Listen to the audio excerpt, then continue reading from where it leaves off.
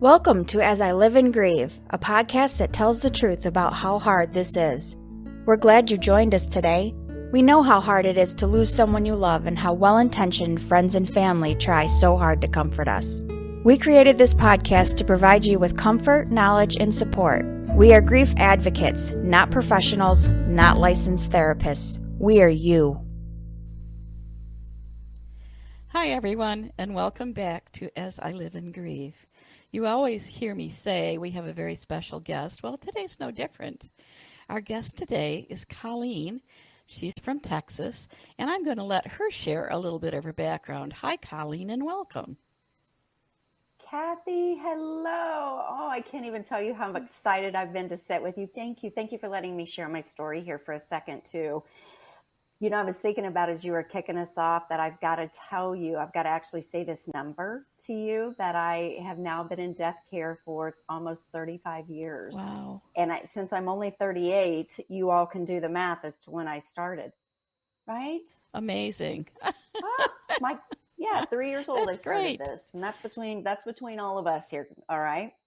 So I started in the human death care industry actually doing pre-planning. You and I just had a little tiny discussion right before we kicked off on pre-planning services. And I found it so heartwarming to talk to people about how their final crescendo on this earth was going to look, how their final party was going to look. And it was just so heartwarming. But on the other side of my heart was this little pup, was this little crazy pup. I always say I don't have skin children. I've got fur children. So she was my child. And as we were approaching the end of her time with me, her physical time here on earth, I started to look around to find those funeral homes because I was so deeply, involved in how we cared for humans when people died. So I started looking around and I said, where are those locations that handle people and pets like I know we handle people with people? And I didn't really find what I believed it should look like. And so I started the first standalone pet funeral home in the country almost 20 years ago. And ever since then, I get up dark early in the morning, and the first thing I think about is what can I do to help grieving pet parents? What can I do to help grieving pet parents? And for the past 20 years, I've helped people start pet funeral homes. I've helped people rebrand pet funeral homes. I'm actively involved, which I can't wait to talk to you about this, with the International Association for Animal Hospice and Palliative Care. So very involved with that group of professionals. Can't wait to talk to you about all the things that we can do in the final walk. Because Kathy, whether it's the things that we can do in the final walk or even on that day, that one day, and that time around that, here's what I want for our loving pet parents. I want them to be able to look themselves in the mirror, and I want them to be able to say the end was perfect. It was perfect. I don't have a regret. I did everything to crescendo the life and love we shared on this earthly planet, and I did everything. I don't have a regret. And for all of our listeners on here, that's what I want for you. And I know the next X amount of time that you and I are going to spend together today, I want to share some ideas. I want to, for everybody driving to work today, and maybe you've got a child in the back seat or, going to your work or school, wherever you're going, I want to give you an aha moment. I want to give you some things that in all the hundreds of thousands of families I've walked with in this journey, I want to share some stories that are going to make you go, aw. And then I want to share some things that are going to make you go, uh-huh, I'm going to do that. And so here I sit today. I'm not in the day-to-day of operating in a pet funeral home anymore. Just sold my last operation I started. And with that, we were helping around 120,000 families across the U.S. a year. And now my third book just hit the market, and I get to do some interesting things like what you and I are doing, Kathy, in really spreading the word to help these loving pet parents with this one win of loving an amazing creature. And that's what I do. Oh, my gosh. You have said so many things that have already made me go, really? Really? Now, when I first was researching you, when we were first connected, I saw you were called a pet pioneer, and I thought to myself, well, I wonder why that is. Now I know. Not only did you have the first standalone pet funeral home, But really, international hospice for our pets? That's incredible. I can't wait to hear more about it. Wow. It's an It's amazing group. absolutely amazing. Now, until I met you, connected with you, I never even knew that there were pet funeral homes. There are certainly none that I know of in my area, and we're a pretty solid metropolitan. Is this primarily something that's relegated to maybe the southern part of the United States or something, or are they all over? You know, they're all over, Kathy, but I want you to think about this. And even in human loss, okay, as I've said 1,000 times when I do my teaching and my speaking, we don't wake up on a bright, sunshiny morning and say, it's so beautiful, I'm going to go get educated on my No, death that's care very options. true. We, Right. right? We just don't do that. So when you look at the pet loss facilities, let's just call it that, when you look at the pet loss facilities that are in your area, many of them do have the option of coming in and saying a final goodbye, a little visitation room. Many of them have the resources that we need. Many of them have, you know, the let's just say we want to view a cremation. We want to witness a cremation of our pet because that's important to us, maybe from a religious perspective or that's just how our culture does it. So many things, but we don't make the phone call. We don't call them and say, what are my options? What can I do? I've got a lot of people around the world that say, Colleen, I want to do these things. And I say, when you call your local facility, then I want you to ask these questions. Because here's what I want, Kathy. I don't want us to have an operation that assists us with this final act of love, with the cremation or even the burial of our precious little creature. And then in our head, we have questions. What actually happened? Is this actually my pet? How did they treat him when he was in their care? I don't want those questions. I want you to know all the answers before that happens, because I want you as a loving pet parent to have the peace of mind of being able to say, you know what? Where he went for his final arrangements, they treated him exactly as I treated him. His precious little vessel of a body was given the same dignity and respect that I gave him. And that is a peace of mind. I want to close my eyes and I want to say it was all done as exactly as it should be. We don't want to have this fear of the unknown and have this anxiousness because I don't know the answer to the question. So here's what I'm going to tell you, people. Ask the question. Don't fear it. And here's my other thing. When you ask the question, if you don't like the answer, request something different or go somewhere different. We've got a lot of options out there, a lot of options. And so turn to those options. The other thing that, since I'm on a soapbox now, man, you got me on a soapbox already. You step up there. I'm going to get up and take this one. Here's a big thing that I want everybody to know on this call. That precious animal is yours, okay? And here's where I'm about to go with this. Let's just say that the day comes and we are at a vet clinic, okay? And it's the time. That little creature is yours. And what I want you to do, this is where I really pound my fist, because the power of what I'm about to tell you, I've heard from so many families, and I'm talking thousands, not one, not two, not 100. I'm talking thousands who have come back to me and said, Colleen, thank you for telling me to do that, because I never even thought I should do that. And it was the best gift I could have gotten. And here's the gift. I want you to take that precious creature home with you. And I want you to have a home visitation with him.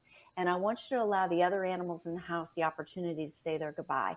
I want you to slow the roll a little bit. And in the beautiful words of my mentor, Dr. Alan Wolfeld, I want you to take this time with this beautiful deceased pet.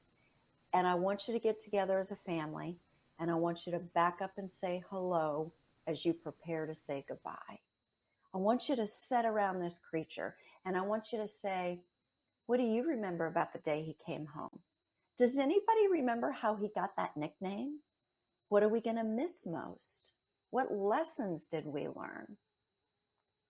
And I want you to have some private family time. And then I want you to be ready to move forward with final arrangements. Slow the roll. Slow the roll. There's no reason we have to have frantic movement forward. No reason. And every family that I have pushed just a little bit and said, please do this. I know you'll thank me. And every one of them has come back and said, thank you for telling me to do that. And as a parent, let's talk about this for a second, Kathy. As a parent, what a beautiful time to have a beautiful conversation about death and loss, and with our pets, the human-animal bond, and the love we had and the love we shared. And what a beautiful opportunity to say, tears are welcome here. Tears are welcome here. That's beautiful. Let's do this. Let's lean in together. Absolutely beautiful, and something I would never have thought to do. It's the most, I've got pictures of every one of my pets that have come home. And let me tell you what happens. You know, when that time comes, whether it's in an emergency or it's planned, okay? Yeah.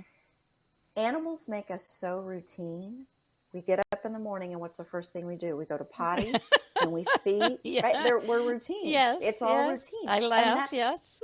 Yeah, that's a part of the grief journey, right? Because that Right, routine gets right. interrupted, and so there's nothing more healing. I speak from personal experience and also from professional experience, to wake up in the morning and he's still there. He's still there. And we get to still, my little Crisco, I moved him from room to room to room as he did in life. Mm-hmm. And we did it for 2 days after he died. Oh, my goodness. And when it came time to go for his final arrangements of cremation, hopefully he just heard me breathe. I did. I had caught my breath and I said, am I over it? No. But I've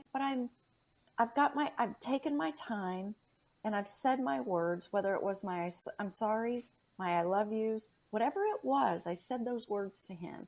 We had that time together. My dog and my cat that were still here and are still here. I mean, you know what I love about animals? Albert and Rudy had no use for Crisco. None. Because Crisco was an awful dog. He was awful. Of course. But you know what they did? What? He was awful. I can still see it. We're sitting outside. Crisco's deceased body, all 8 pounds of him, is lying in his little bed. And that dog and that cat sat and held vigil. Oh, my gosh. They sat there and they held vigil. Oh, my. And it gave everybody this time. Think about animals. Let's go to animals for a second. Man, I can't tell you how many times I get phone calls from people who say, you know, we had to take Sheba to the vet and have her put to sleep. And now the other dog at home is, you know, every time he hears a car go by, he runs to the door. Separation anxiety, just like people when they grieve. Right? Yeah. Well, and they don't know. They're like, well, you loaded him up in the car and you took him away. Is he back? Is he home? Is she home? Where's she at? And so when animals do things with their noses, we bring that deceased pet home. We let all the animals smell that this has happened. Mm-hmm. Animals go through their mourning. I can't tell you all the things I've seen visually of animals who are grieving and mourning. And so we've got to give them the opportunity too. Got to give them that. And it's the most beautiful time. I'll bet. Can't even tell you how beautiful. Oh, my gosh. Beautiful. Wow, so many questions. So I'll start with this first one. If someone decides to do that, they go to the vet and their animal must be euthanized, and they bring the dead body back of their pet. How does this work in a household where there are children? And this may be the first time that children, I mean, maybe they've had a dead goldfish or something like that, but obviously, you know, a dog or a cat or even a bird, a pet bird maybe would be something that you would interact with more. How do children deal with something like this? You know, I'm going to answer your question with a story, Kathy. Good. So we had a little pup here in my neighborhood, Tiny. And Tiny didn't fare so well with a coyote one day. And I got word through Tiny's mom where Tiny was at, and I got Tiny in my care from the city. So I had Tiny in my care, and Mom was doing organically what a mom would do. She's crying and she's saying, "Just deal with Tiny. Take Tiny. I got to figure out what to do with the kids." And I said, "Oh, no, ma'am. No, ma'am. I'm going to get Tiny fixed up. We're going to take Tiny to your house. I'm going to lie Tiny in state, and you're going to go in another room and you're going to tell the children what happened. And then you're going to tell the children, I've asked Miss Colleen to bring Tiny home, and Tiny's actually here. And we're going to pay our respects to Tiny. And here's what's going to happen. I want you to take special things out and lay it near Tiny. If you need to have a conversation with Tiny, I want you to go have your conversation. Tonight as a family, we're going to get together and we're going to have a memorial service. We're going to have a service tonight, and we're all going to be able to share our memories. And let's have this discussion about death and sadness and tears and grief and honoring the life and love we shared. Let's talk about that. And we're going to have Tiny here. And I got to tell you, Kathy, every time I go to take a baby into my care, a precious pet into my care after they've been at home with the family, whether it's a kitty cat who was covered in potato chips because that was his favorite treat, and that's exactly what I took into my care, or Tiny who had flowers and toys and food and stuff all over her body because they wanted her to have all those special things.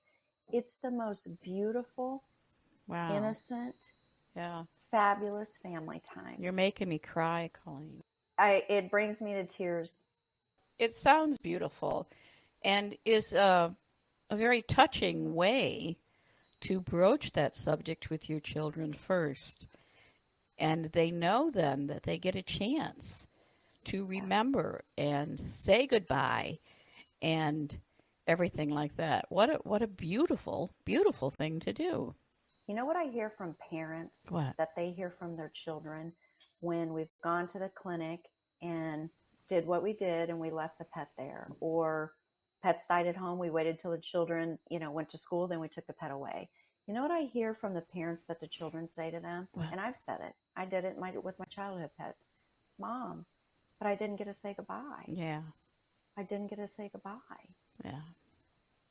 And so we've got, let's grieve healthy. That's what your podcast is all about. Absolutely. Right? Absolutely. But why have we never thought to carry it over to our pets? You did. Oh, so glad you're here today. So here's another question that I get, and this is a fair question, okay? How do I prepare the body? What will happen? And I know we're going to talk about my website and all that kind of stuff later. I actually created a piece that says, here's what you can do, how you can clean them up, what you should do, what you shouldn't do. So I've got all that. I got it for you. I got you taken care of on that. So Super. I can help you. Super. Okay. Once the goodbyes have said, and I just to the listeners, I've had to wipe my eyes here a few times. I find this so touching. And it brings me back to when I had to have my dogs put down and wishing that I could have done something like that. But I never thought about it. I wouldn't even have known to ask. Wouldn't even have known that it was a possibility. At any rate, goodbyes have been said and the body has been taken in to be cremated or everything. What are some options? I know when I went to the vet and had to have my dog euthanized, I was given the options of cremation, return the ashes to me, have him buried in a single grave, have him buried in a group grave, all with associated and differing prices. What are some other options if people want to do something themselves? I know they can take the ashes back, but what might be a special way that they could commemorate or remember this pet that gave them so many years of love? And are you talking memorialization or rituals, Kathy? Because I want to make sure I answer the right way. Maybe a little of both. Answer however you'd like. Let's do a little of both. Okay. I'm gonna go rituals first. Okay. Because I want to unpack something you just said to me. Okay. And you made the comment to me, gosh, I didn't know I could have done that. Right. And now, man, I wish I would have done that. Right. And gosh darn it, I didn't do that. Right. Okay. What I always tell families is my conversation about that is not to make you feel guilty because you didn't do it. Right. My conversation is, here's what I believe for all of us as loving pet parents. We do the best thing at that time with the information we have. Mm-hmm. Okay? Yep. That's all we can do. Yep. Now you've got new information. You've got different information. And so for the next one, you may do something different. Right. Okay? But let's talk about what's past. So it's past. Boy, you still have an opportunity to do a memorial service. Sure. You still have an opportunity to gather all your friends together and go do a bubble release. You still have an opportunity to get everybody together and have an until we meet again party. You still have an opportunity to do a fundraiser for the local shelter because that's where he came from and you Oh want my to support goodness. them. You still have a ton of things that you can do from a ritual perspective that says there is one more thing you can do, or maybe there's 6 more things you can do. There's still things you can do and gather everybody together. One of the things that I really talk about from the ritual perspective is the creation of what I call a tribute table. Okay. You know, when we go to a funeral, there's always a focal point, Sure. right? There's either a casket or there's the front with the urn and the picture, whatever it is, there's a focal point. Mm-hmm. Okay. When we lose our animals, there's not a focal point. Right. So it's like we don't know what to do with our hands. We don't know what to do with our hands. And so when we create this tribute table, it's the opportunity that everything that we knew and loved and remember about Buddy is on this tribute table. And I tell the kids, I say, whenever you think of something, put it there. And if you want to write a letter because you're having a little bit of a bad day, write a letter and put it there. But I want his treats and his cookies and his leash and I want it all on the tribute table. And that's your place to go. And then maybe this weekend or next weekend, we come together as a family and we go through everything on the tribute table and we tell our stories and we have a service. And it gives us the opportunity. I had one gentleman that did that with his kitty cat and how he ended his service, Kathy, wait for it, get your tissue. How he ended his service for his precious kitty cat Bingo is he washed his food dish and put it up in the cabinet. And he said, Bingo, be at peace. Be at peace, buddy. Be at peace. I'm with you. I'm tearing right now, too. It makes me cry every time. Okay, so we just did a little rituals, okay? Yep. I could spend days with you on rituals. Man, some of them I've seen and done and conducted. Beautiful. Let's talk memorialization pieces, okay? There's so much you can do. All the way from, a necklace that may have a little bit of the ashes in it to I had one of my friends just post out. She had just gotten a ring made. And there was a little bit of ashes behind a gem that was in the ring. You can turn ashes into a diamond. I've got a vet tech that I know of who, after every animal passes, she makes another diamond, and it's her mother's ring. And it goes into her mother's ring. Oh, my goodness. I've got a necklace that I wear that has my precious love's paw print on it. My husband has cufflinks that has every one of our animals, either a paw or a nose. Okay, pop quiz. Everybody driving right now, I want you to turn to whoever's in the car, and I'm going to ask you this question. What is the significance of an animal's nose print? I'm going to give it 3 seconds. Discuss. Okay, here's the answer. Animal nose prints are like human thumbprints. There's no 2 noses alike. Really? Really. So all the little lines and all the things in the noses, that's their unique marking.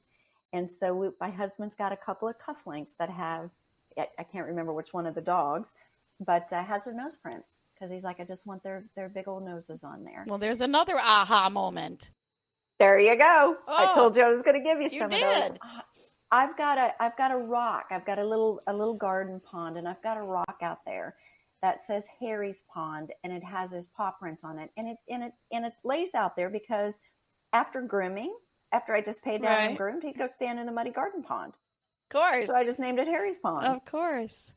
But beautiful urns and beautiful artwork where you can put the ashes and blow it into the blown glass. I got to tell you, you can shoot them into space. You can make coral reefs out of them. You can make diamonds. There is so many ways. But I want to give another one because people get all anxious when it comes to the topic of an urn. Okay. You know what I used to tell people? I said, I want you to think about what he loved. And I can't tell you how many people told me he was a chow hound. He was a chow hound. And so what I say to them is I said, then turn his treat jar into your urn. That's all it needs to be. Turn his treat jar into the urn. Yes. You know what my brother does? Can I tell you what my brother does? Absolutely, sure. So I grew up in farming country in western Kansas. They're hunters. We were hunters. He now hunts. I don't. But whenever he loses one of his hunting dogs, what he will do is he will wait till the end of pheasant season. He will load the ashes into the shells, Yeah. and him and all of his hunting buddies will do a final shot over the favorite hunting ground of that dog. And they do the shot, they stand there, they all have their moment of silence, and that's the tribute he does. Isn't that beautiful? That is absolutely beautiful. So That's so touching. basically, well, until I heard about the shotgun shell, but everything before that, I have pretty much heard that you can do with humans. I mean, Yes. these are all ways you can commemorate your spouse, your mother, your father, grandparent, whatever. Diamonds, the jewelry, the blown glass, everything like that. So you can do all of that. I mean, it doesn't really make a difference whether it's human ashes or pet ashes. You can They're all still the same, do my it. dear. Yeah, they're all the So same. why don't we? I love that question, Kathy. Thank you for going there. You know why I believe we don't? I believe when we lose a pet, because we've heard the word disenfranchised grief, or the words Yes. disenfranchised grief, right? And I'm going to give you some things to think about that may be another aha for you. So 70% of the United States has a pet, 70%. 83% of the 70% refer to themselves as mommy and daddy. Right. Okay. So there's actually a difference between a pet owner and a pet parent. Sure. So there's their information. Now, here's what I find interesting. The rules of grieving a pet come from the 30%. And we as a pet lover fear being shamed by one of those 30%. What's the statement they say to us, Kathy? It's just a dog. It's just a dog. It's just a cat. Aren't you over it Yeah. yet? Just And go you're get gonna have a another one. funeral for- Just go get another one. You know what I say all the time? I do tons of speaking. I've said, let me tell you something that I know didn't happen. As I stood by my mother at my father's casket, nobody came up to her and elbowed her and said, "Go and get another. You should get another. It'll make you feel better." Nobody did that. You're absolutely right. The 30% does it to Yes. us. The 30% does it to us because they don't get the human-animal bond. And so we're now taken down. We've been kicked in the gut because a precious little creature of ours has transitioned. We're kicked in the gut. Right. And then we have a friend who says, you seriously are going to have a funeral for that dog? Are you kidding me? And so we fear being shamed. And so the path of least resistance is to do nothing. And then we turn around and we say, darn it, I wish I'd have done something. I wish I'd have done. Yeah. So here's one takeaway on this for our listeners. I want you to find those people who get it. I want you to find those people who understand the human-animal bond and can respect it. Because right now, the ones that don't get it, I always tell everybody, put them in a little box and stick them up on the shelf for just a tiny bit until we're ready to get them off the shelf. But if they don't get it, if they didn't get it while the animal was alive, they're not going to get why you're grieving now. And they're just not a part of your healthy grief journey. Not at all. Huh. You know what I think is the one thing that can override that cultural stigma, if you will?